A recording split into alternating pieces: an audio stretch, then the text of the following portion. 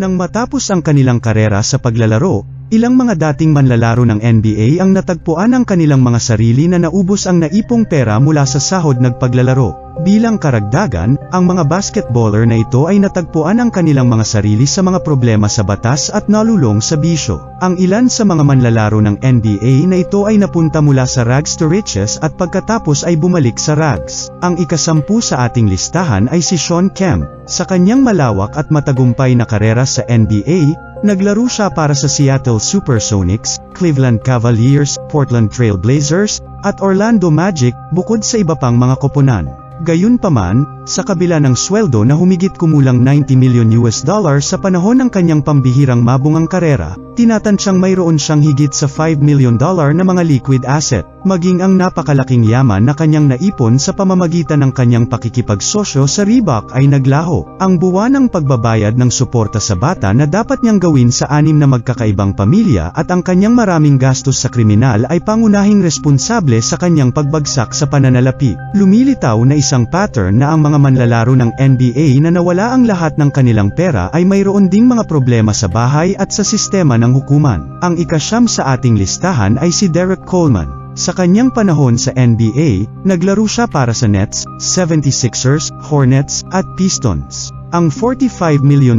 na kinita niya sa kabuuan ng kanyang karera ay naubos sa mga mapagpipiliang pamumuhay at wild parties. Nagpasya si Coleman na bumalik sa paaralan pagkatapos ng kanyang pag-urong sa pananalapi at makakuha ng degree. Mayroon siyang trabaho sa araw at isang aktivista para sa malinis na tubig at pagkakapantay-pantay sa kanyang bayan sa Flint, Michigan.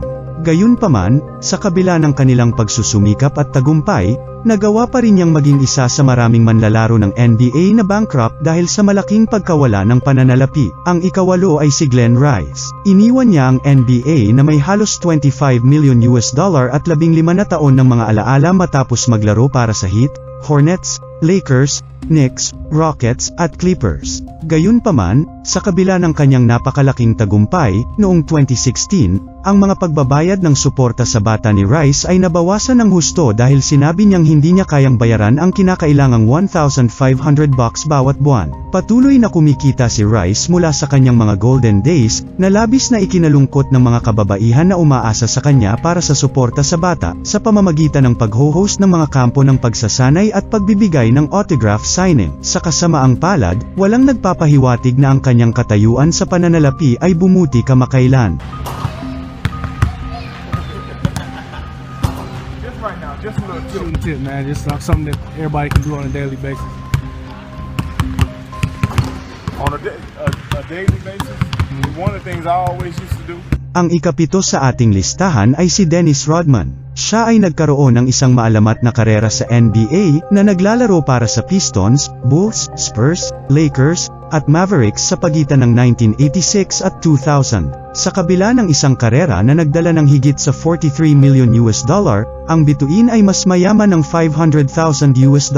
Ginastos ni Rodman ang kanyang kita sa mga gastos sa maling pag-uugali tulad ng $200,000 na bayad sa maling pag-uugali para sa pagsipa sa isang referee sa Pondia at isang magarbong pamumuhay na hindi na niya kayang bayaran, kahit na ito ay maaaring mukhang hindi masyadong marami sa karamihan ng mga tao. Gayunpaman, kabilang si Dennis Rodman sa mga pinakakilalang bankrupt na manlalaro ng NBA dahil sa kanyang karisma at tagumpay.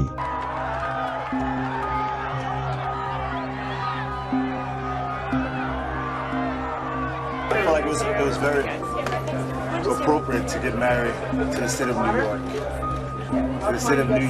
Ang ika-6 ay si Vin Baker. Sa buong karera niya, naglaro siya para sa Bucks, Supersonics, Celtics, Knicks, Rockets, at Clippers, ngunit nagawa na niyang gumastos ng lahat maliban sa $500,000 ng kanyang sweldo. Ito ang huling resulta ng kanyang walang ingat na paggastos sa booze, kababaihan, at mahihirap na pamumuhunan. Ngunit hinahanap ng mga bagay-bagay si Baker ngayong pagmamayari niya ang Starbucks na dating pinagtrabahuan niya at isang profesional na basketball analyst para sa Fox Sports. Nagsulat siya ng isang libro, God and Starbucks. Ang ika-5 ay si Joe Smith. Isang veterano ng NBA sa 20 taon, naglaro siya para sa Warriors, 76ers, Timberwolves, Pistons, Bucks, Nuggets, Bulls, Cavaliers, Thunder, Hawks, Lakers, at Nets, bukod sa iba pa. Si Joe Smith ay nakaipon ng nakakagulat na $60 million sa sweldo sa kabila ng kanyang maling kasaysayan ng listahan. Si Smith ay nagkaroon ng isang napakalaking matagumpay na karera sa NBA,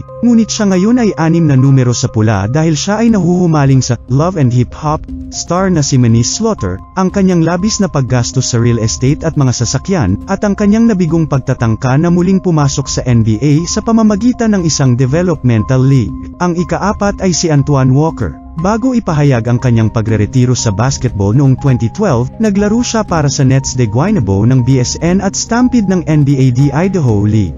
Posibleng siya ay nagretiro pagkatapos ng kanyang mga taon sa NBA at tuluyang umiwas sa D-League kung hindi niya nalampasan ang kanyang $100 million na kapalaran sa NBA at nagsampa ng pagkabangkarote noong 2007. Ito ay 1 taon lamang pagkatapos niyang manalo ng titulo sa NBA kasama ang Heat noong 2006. Ayon kay Walker, nilustay ng kanyang dating asawa ang karamihan sa kanilang kayamanan sa mga utang, legal na gastusin, at labis na paggasta. Ang ikatlo sa ating listahan ay si Latrell Sprewell. Sa buong karera niya sa Golden State Warriors, New York Knicks, at Minnesota Timberwolves, kumita siya ng $100 million at lumabas sa 4 na All-Star Games.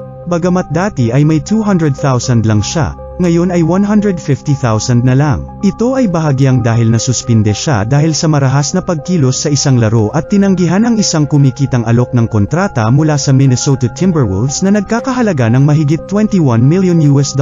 Dahil dito, napilitan siyang tawagin itong career at ngayon ay lubog sa utang na higit pa sa kanyang net worth. Kaya naman makikita mo ang kanyang pangalan sa mga bangkarotang NBA stars na ito. Ang ikalawa sa ating listahan, Christian Laettner. Sa buong 1990s, miyembro siya ng Timberwolves, Hawks, Pistons, Mavericks, Wizards, at Heat. Sa kabila ng pag-ipon ng mahigit $60 million. Salamat sa mga squad na ito at kasamang brand deal, ang kanyang tahanan ay na-foreclosed noong 2015. Ang mga pangunahing dahilan para dito ay ang masasamang desisyon sa negosyo at mga nabigong pamumuhunan. At ang una sa ating listahan ay si Eric Strickland. 9 na taon siyang gumugol sa NBA, naglaro para sa Mavericks, Knicks, Grizzlies, Celtics, Pacers, at Bucks. Kumita siya ng $13 million, ngunit pagkatapos niyang ilagay ang lahat ng kanyang tiwala sa mga maling tao, nauwi siya sa wala. Nawala ni Eric ang kanyang pinansyal na seguridad at isang malakas na koneksyon ng ang isang pinagkakatiwalaang kaibigan na nangako ng madaling pagkakataon sa pamumuhunan ay naging isang manlilinlang. Siya ay kasalukuyang kabilang sa mga mahihirap na manlalaro ng NBA.